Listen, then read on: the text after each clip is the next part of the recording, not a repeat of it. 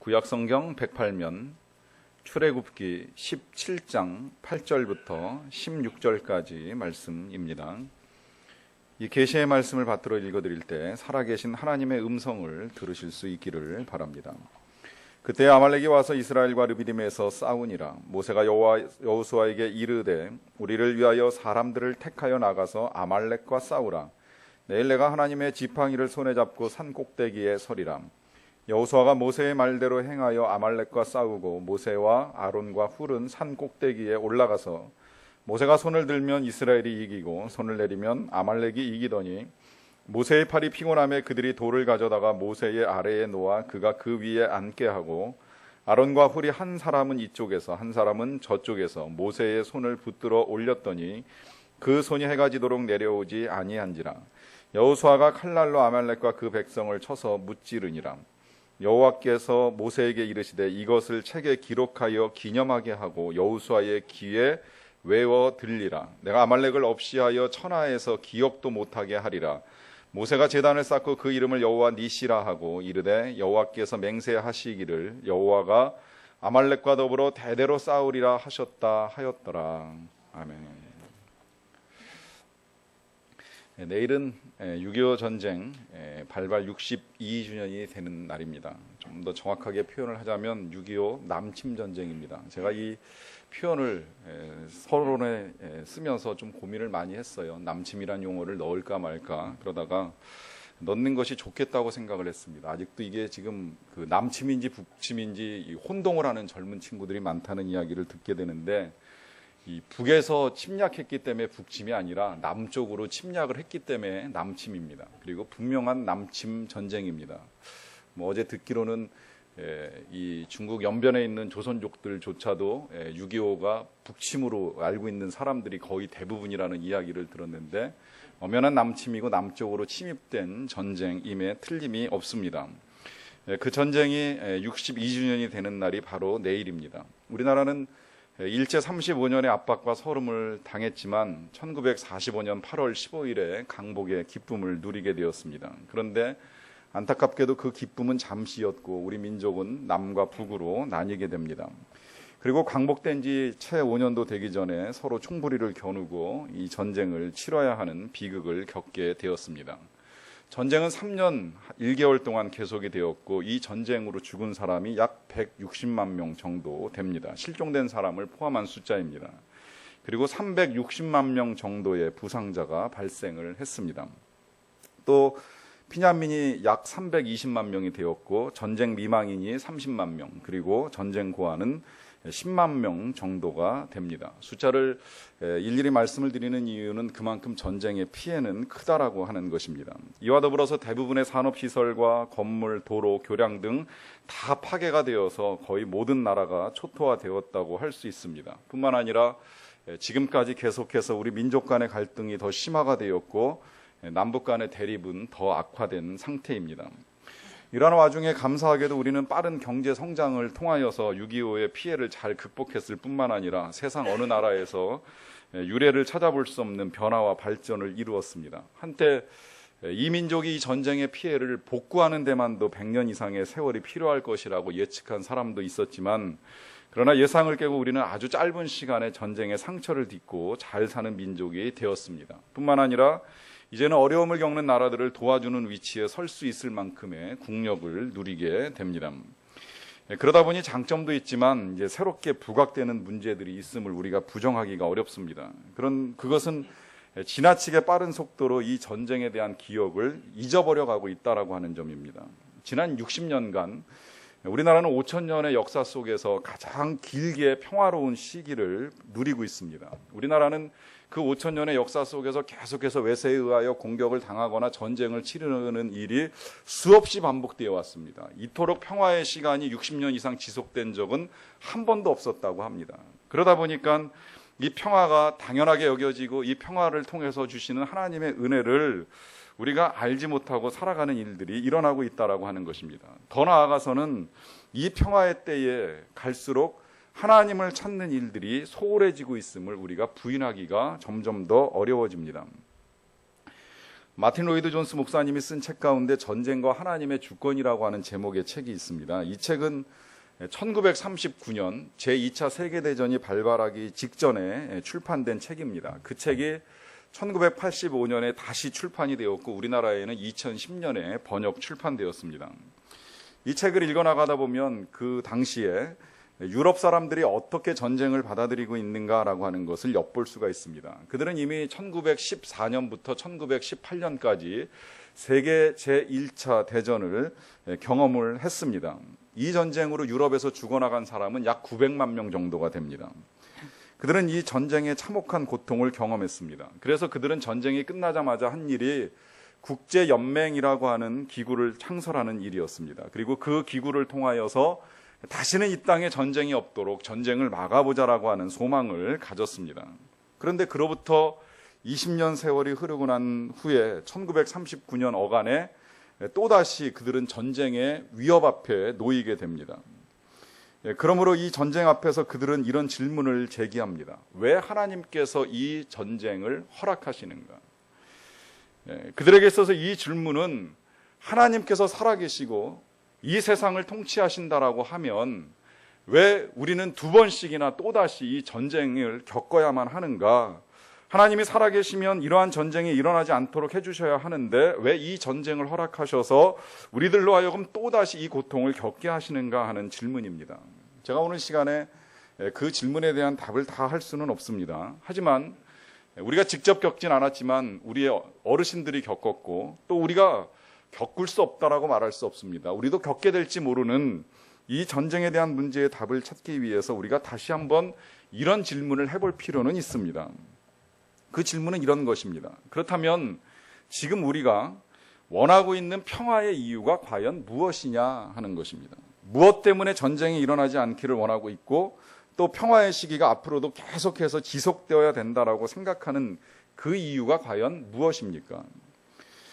실제 유럽 사람들은 1차 대전이 끝나고 이 국제연맹을 창설했을 때 더 이상은 전쟁이 없으리라고 하는 기대 속에서 평화의 세월을 보냈습니다. 그런데 이 평화의 세월 속에 그들이 한 일이 과연 무엇일까요? 이미 이 유럽은 19세기 말부터 자유주의 신학이 퍼져나가게 됩니다. 자유주의 신학이라고 하는 건 그냥 쉽게 설명을 하자면 하나님이 없다라고 하는 생각을 가진 신학입니다. 말은 신학이지만 하나님을 부정하는 것과 다름이 없는 신학입니다. 이 신학이 퍼져나가면서 그들은 교회를 떠나기 시작을 했습니다. 교회를 떠났다는 건 하나님을 떠났다는 말입니다. 그러다가 1차 대전이 터졌습니다. 그리고 그들은 두려움에 휩싸였습니다. 전쟁이 빨리 끝나기를 소망을 했습니다. 그래서 그들은 교회로 되돌아옵니다. 하나님께로 되돌아와서 다시 기도를 하기 시작을 했습니다. 하나님의 은혜 가운데 이 전쟁이 빨리 끝나고 평화의 시기가 도래하기를 간절한 마음으로 기도하고 간구하는 일을 했습니다.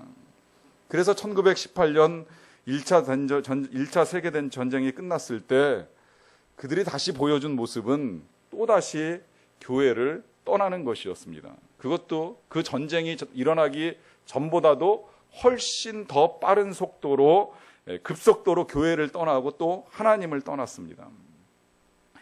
1차 대전이 끝나고 나서 평화의 시기가 그들 가운데 도래했을 때의 그들의 선택은 하나님을 떠나는 것이었습니다. 그렇다면 우리는 어떨까요? 우리 한국 기독교는 구한말에 들어와 가지고 일제강점기에 아주 급속한 성장을 경험을 합니다. 비록 일제시대가 우리에게 힘든 시기였기는 하였지만 그때 교회는 민족을 위하여서 조세저항운동이라든지 국제보상운동이라든지 또 물산장려운동이라든지 이런 운동을 통해서 함께 이 성장해가는 은혜를 누리게 됩니다. 교회가 항일운동의 앞장을 섰기 때문에 그와 더불어서 교회는 부흥의 은혜를 경험을 하게 됩니다. 그리고 나서 또다시 6.25 전쟁이 끝나고 난 다음에 민족이 경제적으로 복구되는 과정에서 다시 한번 교회는 이 부흥과 성장의 풍성한 은혜를 경험할 수가 있었습니다. 그런데 세월이 흐르고 전쟁의 조짐이 많이 사라지고 60년이 넘는 이 평화의 때가 우리에게 지속되는 동안에 과연 우리들은 과거와도 같은 신앙생활을 하고 있는가라고 하는 질문을 해보게 됩니다. 그러면서 한편으로 우리의 마음속에도 역시 전쟁이 일어나지 아니하였으면 하는 바람을 가집니다. 한두 번씩 북한의 침략이 있기는 하지만 그것이 전쟁으로 확산되지 않기를 바라는 마음은 저나 여러분들이나 다르지 아니하리라고 생각을 합니다. 그렇다면 우리들이 소망하는 평화의 때에 대한 이유는 과연 무엇이냐 하는 것입니다. 무엇 때문에 우리의 삶에 전쟁이 없어야 된다고 생각을 하십니까? 여러분, 우리 교회 2층 올라가는 계단에 쓰여 있는 하나님의 말씀 혹시 기억하세요? 뭐라고 쓰여 있는지 혹시 외우고 계시는 분 계시는지 모르겠는데요. 자, 사도행전 9장 31절의 말씀입니다. 이렇게 쓰여 있습니다. 평안하여 든든히 서가고 주를 경외함과 성령의 위로로 진행하여 수가 많아지니라. 교회는 처음에 만들어질 때부터, 이 초대교회 이야기입니다. 만들어질 때부터 많은 핍박과 박해에 시달렸습니다. 성도들은 늘 위험 속에서 하나님을 예배하고 또 그 위험 속에서 예수님을 전하는 일을 하게 됩니다. 그런데 너무 위험이 커지다 보니까 그 교회가 원래 만들어졌던 이 예루살렘이라고 하는 곳을 버려두고 하는 수 없이 사마리아로 또 갈릴리로 움직여가는 일들이 생겨날 수밖에 없었습니다. 그러다가 교회의 평안의 때가 일시간 찾아옵니다. 이 평안의 때가 찾아온 것은 박해의 앞장을 섰던 사울이라고 하는 사람이 회심을 하였기 때문입니다. 그가 예수 믿는 사람을 죽이기 위하여서 온 세상을 다 다니면서 쫓아다니고 있었을 때에 그가 어느 날 갑자기 다메섹 도상에서 회심을 경험합니다. 예수님을 믿게 됩니다. 박해의 원흉이었다라고 할 수 있는 이 사울의 회심으로 인하여서 교회는 평화의 때가 찾아왔습니다. 더 이상 핍박을 당하거나 죽임과 위협 앞에 놓이는 시간이 일시적으로 멈춘 것입니다. 그때 교회가 한 일이 무엇일까요? 이제 평화의 때가 되었으니 자, 우리끼리 잘 먹고 안심하고 먹고 마시고 즐기자? 아니에요. 그 평안의 때에 그들이 한 일을 성경은 말하기를 주를 경외했다고 말을 합니다. 또 성령의 위로를 구하였다는 거예요. 그 일로 말미암아 드러난 결과는 계속해서 교회의 성도들의 수가 늘어난 것입니다. 이것이 우리가 바로 평화를 갈망해야 되는 이유입니다. 하나님의 말씀 한 군데를 제가 더 읽어드리겠습니다. 디모데전서 2장 1절과 2절의 말씀인데요. 그러므로 내가 첫째로 권하노니 모든 사람을 위하여 간구와 기도와 도고와 감사를 하되 임금들과 높은 지위에 있는 모든 사람을 위하여 하라. 이는 우리가 모든 경건과 단정함으로 고요하고 평안한 생활을 하려 함이라. 기도하라는 거예요. 기도할 때 모든 사람을 위하여 기도를 하라고 당부를 하시고 그 가운데 특별히 지명해서 그 기도할 사람들을 말씀하시기를 임금들, 높은 지위에 있는 사람들을 위하여 기도하라고 말씀합니다. 이 임금들을 이제 오늘날의 표현대로 하라면 대통령들과 그리고 각 나라를 통치하는 수상들이 되리라고 생각을 합니다. 그 밖에 높은 사람들을 위하여 기도하라고 하는 것인데 그 이유에 대해서 말하기를 고요하고 평안한 생활을 하기 위한 것이라는 거예요. 왜냐하면 그 사람들의 잘못된 판단과 결정들이 때로는 평화를 깨트리기 때문입니다. 지금이라도 우리는 그 위협 앞에 놓여 있습니다. 잠깐이라도 김정은이가 생각을 잘못 먹으면 얼마든지 우리의 평화가 깨질 수 있는 가능성들은 많기 때문에 이들을 위하여 기도하는 것은 우리들의 책임이라고 하는 것입니다. 그런데 그 근본적인 목적이 단순히 그냥 평화를 누리기 위한 것이 아니라 그 이유는 우리가 모든 경건과 단정함으로 평화를 누리는 것이라는 거예요. 그러니까 그 기도하는 이유라고 하는 것이 단순히 전쟁의 공포나 고통을 피하기 위한 것이 아니라 또 그로 말미암아 나타나는 우리의 삶의 혼란과 고초와 어려움을 피하기 위한 것이 아니라 우리는 보다 더 고귀한 목적으로 평화를 갈망해야 된다는 것입니다. 그것은 즉 경건하고 거룩함으로 하나님을 섬길 기회를 얻는 것입니다. 우리 자신을 보다 더 굳건한 믿음의 반석 위에 굳건하게 세우는 데 충분한 시간을 사용하기 위하여 그러기 위하여 평화를 열망해야 된다는 거예요. 여러분, 병든 자가 건강을 추구하는 데에도 그 목적이 그냥 단순히 내가 건강해져서 내 하고 싶은 일들을 다시 해보고 싶다라고 하는데 목적이 맞춰져 있으면 아니 됩니다. 옛날에 그 김진홍 목사님이 처음 청계천에서 사역하실 때 경험했던 일 중에 그런 고백을 하시잖아요. 폐병에 걸렸던 사람이 있습니다. 다 죽어가던 사람이었어요. 찾아가가지고 기도해주고 또 필요한 건 먹여주고 약 타다가 먹여주고 하면서 사람 살려냈습니다. 그런데 나중에 부인이 찾아와가지고 목사님을 원망하는 거예요. 왜 원망하나 싶었더니 병은 낫는데 건강해지고 나니까 술 먹고 부인 패고 하면서 이전보다 더 사람이 악해졌다는 거예요. 그런 건강 필요 없다는 겁니다. 그런 건강이 필요 없다면 마찬가지로 우리의 평화가 내 욕심을 따라 살아가고 내가 원하는 것을 누리는 데에 유지되어야 될 평화라고 한다면 이건 우리가 구하여야 될 평화의 목적이 아니라고 하는 것입니다. 마틴 로이드 존스 목사님이 이런 말씀을 합니다. 우리의 삶에 있어서 가장 중요한 것은 하나님을 섬기고 영화롭게 하는 것이다. 그것이 하나님께서 우리에게 삶을 선물하신 이유이다. 그것이 우리가 이 땅에 존재하는 이유이다. 하나님께서 우리에게 베풀어 주신 다른 모든 선물들과 즐거움들은 우리의 삶의 주된 목적에 뒤따르는 부차적인 것들이다. 그러니까 우리가 평화를 바라는 이유가 평화를 누림으로써 전쟁의 때보다도 더 자유롭고 온전하게 하나님을 섬기기 위한 것이어야 한다는 말씀입니다. 단지 우리의 삶을 내 마음대로 영위하는 데 방해를 받지 않으려고 평화를 원해서는 아니 된다라고 하는 것입니다. 내 멋대로 살아가는 데 있어서 불편함을 겪지 않도록 전쟁이 없고 평화가 지속되어야 한다고 우리는 말할 수 없습니다. 그렇다고 해서 이 전쟁이라고 하는 것이 하나님께서 하나님을 찾기 위한 방편으로 사용하시는 것이 아님도 우리가 알아야만 합니다. 만약에 하나님께서 전쟁을 이용해가지고 떠나간 하나님의 백성을 불러 모으고 있다고 오해하는 것은 하나님을 선한 하나님이 아니라 자신의 목적을 위하여 전쟁을 이용하는 악한 신으로 전락시킬 수 있는 위험이 있기 때문입니다.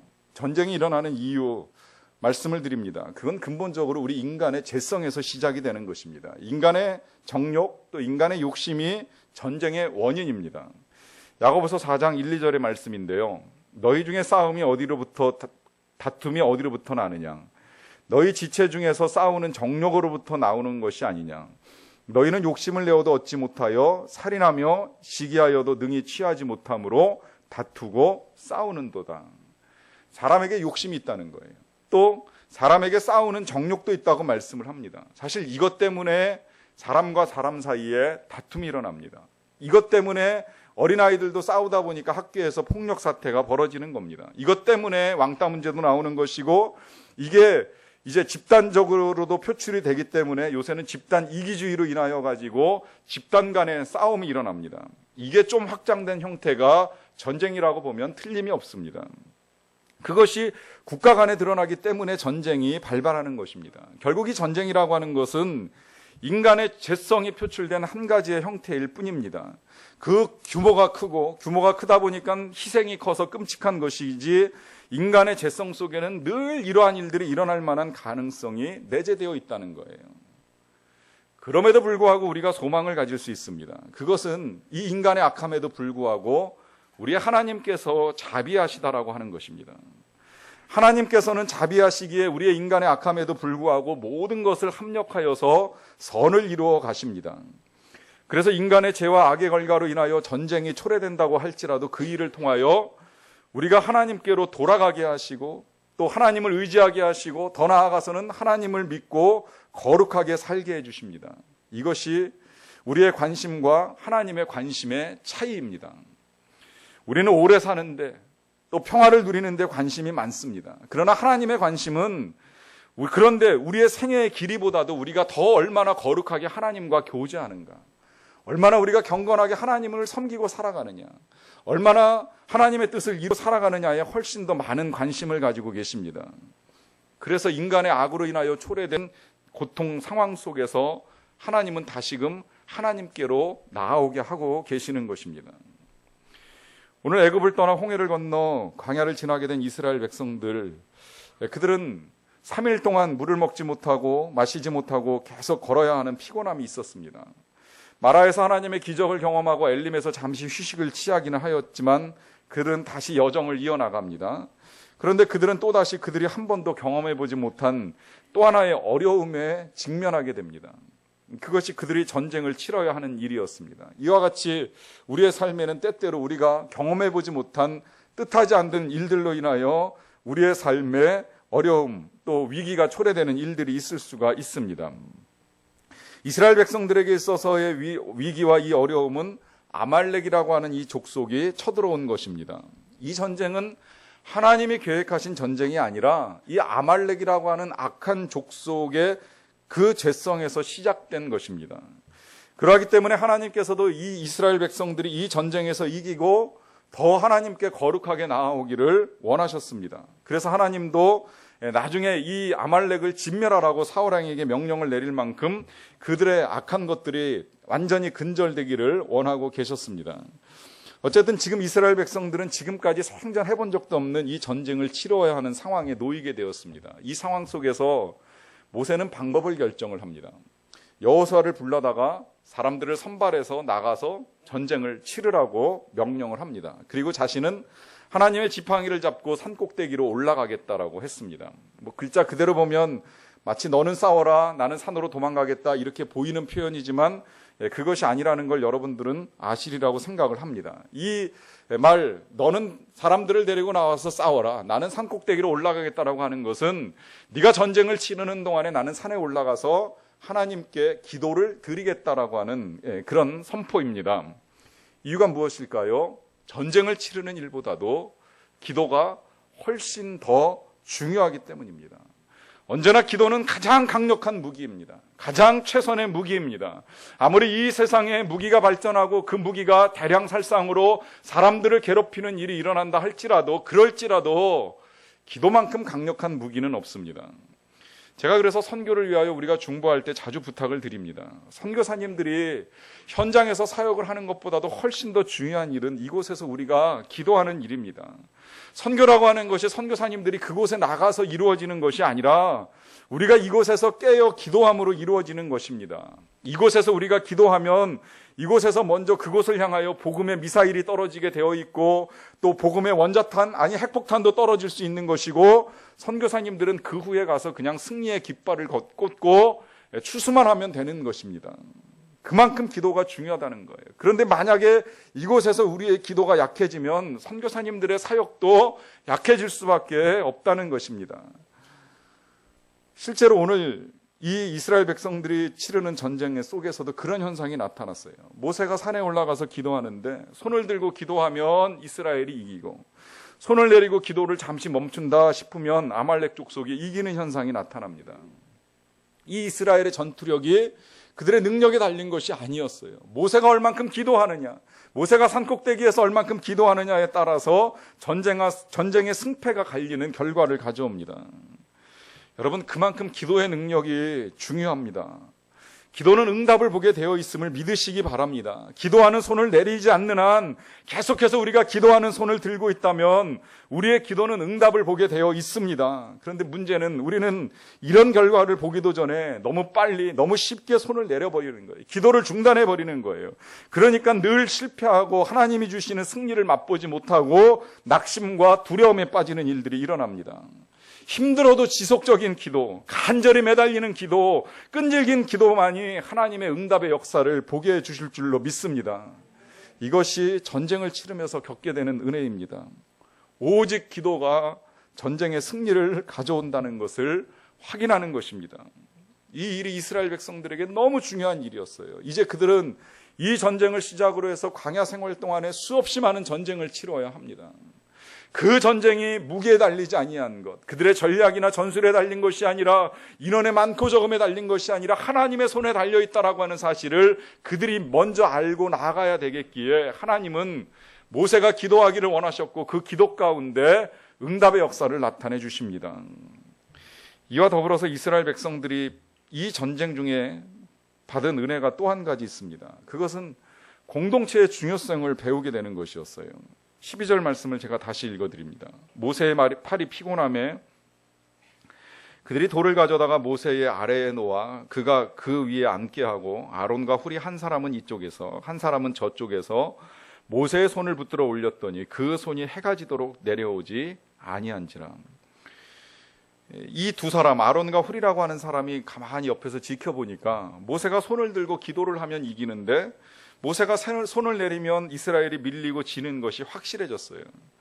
그런데 모세도 사람인지라 계속 손을 들고 있을 수 없다라는 게 너무 분명해졌습니다. 누군가 옆에서 붙들어주지 아니하면 계속 손을 들고 있을 수 있는 상황이 안 됐어요. 그래서 아론과 훌이 방법을 찾았습니다. 그 방법이 뭐냐면 일단 돌을 가져온 거예요. 이렇게 돌을 가져다가 모세를 거기에다 앉혀놓고 자신들은 그 양옆에서 서가지고 각기 팔을 하나 들어 올려준 겁니다. 해가 질 때까지 그 손이 내려오지 아니하도록 붙들어 준 거예요. 결과가 어떻게 돼요? 여호수아가 칼날로 아말렉과 그 백성을 쳐서 무찔렀다고 말씀을 합니다. 혼자서 기도하는 것은 힘들었지만 함께 기도함으로 인하여 승리를 맛보게 된 것입니다. 이것이 전쟁 중에 겪어낸 또 하나의 은혜입니다. 나 한 사람 기도하는 건 보잘것이 없지만 그러나 함께 기도할 때에 나타나는 놀라운 능력을 그들은 경험하게 된 것입니다. 우리는 그 말씀을 분명히 알고 있습니다. 두세 사람이 내 이름으로 모인 곳에는 나도 그들 중에 있느리라고 하신 예수님의 말씀입니다. 이 말씀의 여러 가지 의미 가운데 가장 중요한 것은 함께 모여 기도하는 자리에 예수님 임하여 주시고 그렇게 기도할 때에 예수님께서 기적과 능력을 베풀어 주시리라고 하는 분명한 약속입니다. 왜냐하면 하나님은 공동체를 귀하게 여기시기 때문입니다. 함께 협력하며 나가는 것을 소중하게 여기시기 때문입니다. 저 역시도 전쟁을 경험해보지 아니한 세대이기 때문에 전쟁의 고통을 다 알지는 못합니다. 다만 그냥 제가 언제 재작년인가 이 6.25 기념주일에 실향민으로 이산가족 찾기를 하기 위하여 여의도를 여름 내 헤맸다는 말씀을 드린 적이 있습니다. 전쟁과 유사한 경험이라면 1983년 여름에 이런 일이 있었습니다. 8월 8일 주일 오후 시간이었는데요. 갑자기 사이렌이 울렸습니다. 저는 그때 교회학교 교사인 대학생이었기 때문에 교회 마당에서 그때만 해도 어린아이들이 오후에 모임을 갖는 일들이 많았기 때문에 아이들과 함께 시간을 보내고 있었습니다. 사이렌 소리가 이상하다 싶었는데 곧바로 제가 섬기던 교회의 담임 목사님께서 라디오를 들고 나오시면서 라디오 방송을 계속 들으시면서 빨리 아이들을 교회 지하실로 대피를 시키라고 하시는 말씀을 하셨습니다.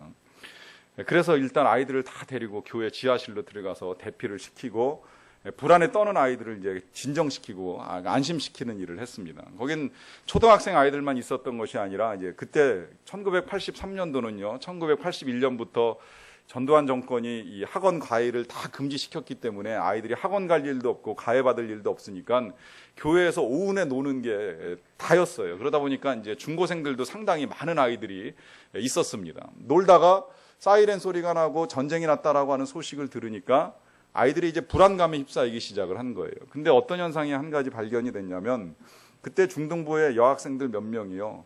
두 패로 나뉘어져 가지고 니네가 잘났네 뭐 우리가 잘났네 이러면서 아주 상당히 갈등과 다툼이 심했던 적이었습니다.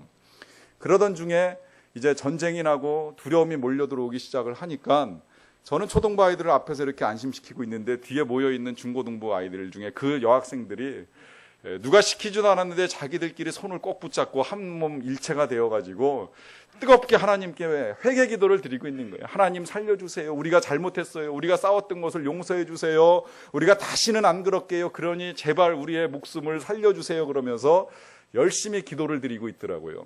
어쨌든 기특하다 하는 생각이 들었는데 그 기도를 드린 지 얼마 안 돼서 하나님이 응답하셨는지 전쟁이 아니라 중공기가 대만으로 이 기순하기 위하여서 우리나라를 거쳐가는 비행기 한 대가 넘어온 거예요. 그때만 하더라도 이 북한기는 사실은 이용평 씨밖에 이제 가지고 온 게 없지만 중공기가 간혹 우리나라를 거쳐서 대만으로 건너가는 일들이 있었기 때문에 이제 이걸 혹시 적의 남침이 아닌가 또 오해하면서 전쟁으로 간주했던 일이 있었습니다. 그 사건을 보면서 이제 생각을 하는 거예요. 이 전쟁이라고 하는 것이 어린 아이들에게도 기도의 중요성을 다시 생각하게 합니다. 그러면서 전쟁 가운데 또다시 함께 싸웠던 사람들이 손을 잡고 한 마음으로 하나님께 나아오는 일들을 이루어가게 합니다. 이건 정말 중요한 일이었습니다. 이스라엘 백성들은 그들이 한 마음으로 싸울 때는 여리고성을 무너뜨립니다. 그런데 그 중에 아간 같은 사람이 등장을 해가지고 니들은 싸울 때 나는 내 몫을 챙기겠다라고 하면서 이 자신의 몫을 챙겨놓는 일들을 했을 때 그들은 아이성 전투에서 대패하고 쫓겨나가는 결과를 경험하게 됩니다. 공동체의 중요성, 이걸 하나님께서 이 모세가 치르는 아말렉과의 전쟁을 통해서 다시 말씀해주고 계시는 겁니다. 앤디 스탠리 목사님이 비전 히어링이라고 하는 책에서 비전에 대한 이야기를 할 때도 이런 말씀을 하십니다. 비전이라고 하는 건 일치의 환경에서는 성장하지만 분열의 환경에서는 죽는다. 공동체의 꿈이 이루어짐에 있어서도 하나가 되느냐 혹은 하나가 깨지느냐에 따라 그 결과가 크게 달라진다라고 하는 거예요.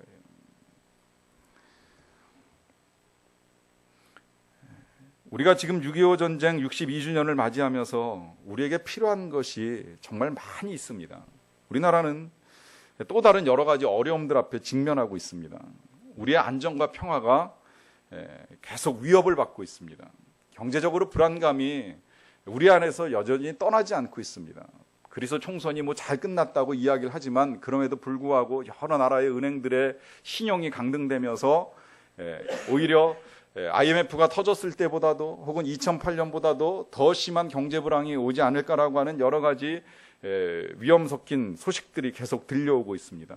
거기다가 100년 내 유례 없었던 가뭄이 이 땅을 뒤덮고 있고 이 땅뿐만이 아니라 많은 나라에 가뭄 아니면 홍수 이 두 가지의 자연재해로 인하여서 세계의 식량 위기가 도래할 것이다 라고 하는 소식도 들려오고 있습니다. 여러분, 이때에 이 어려움의 때에 가장 시급하면서도 중요한 일이 과연 무엇일까요? 단순히 그냥 이 때가 지나가고 하나님께서 우리에게 평화의 때가 허락되기를 구하는 것이 우리가 해야 될 전부일까요? 아닙니다. 지금 하나님께서 원하시는 것은 우리가 다시 하나님께 거룩함으로 나아가는 것입니다. 하나님과 깨어졌던 관계를 회복하는 것입니다. 우리가 다시 하나님과의 친밀한 교제를 이루고 우리가 살든지 죽든지 우리의 삶이 정말 하나님을 기쁘시게 하는 일에 쓰임받기를 열망하며 나아가는 것입니다. 행여 우리가 평안의 때를 소망한다고 한다면, 우리가 건강의 은혜를 누리기를 소망한다면 그 평화, 그 건강조차도 하나님을 영화롭게 하는 일에 쓰임받기를 소망하며 나아가는 것이 필요합니다. 이 일에 적어도 우리의 교회가 하나의 마음을 모으고 이 일을 위하여 함께 기도하며 나아갈 수 있게 되기를 간절히 원합니다. 기도하시겠습니다. 사랑과 은혜가 풍성하신 아버지 하나님, 우리는 6.25 전쟁이 끝나고 나서 지난 62년간 하나님의 은혜 가운데 참된 평화의 때를 누렸습니다.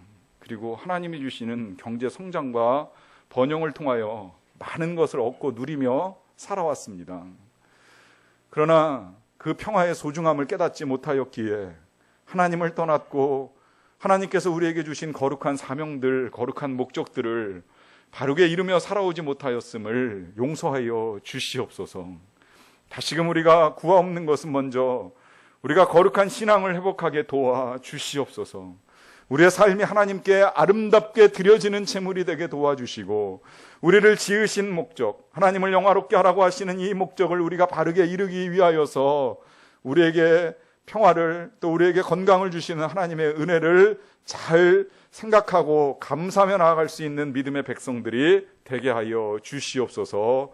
그 은혜의 때가 다시금 우리에게 임하기를 간절히 원하옵고 예수님의 이름으로 기도하옵나이다.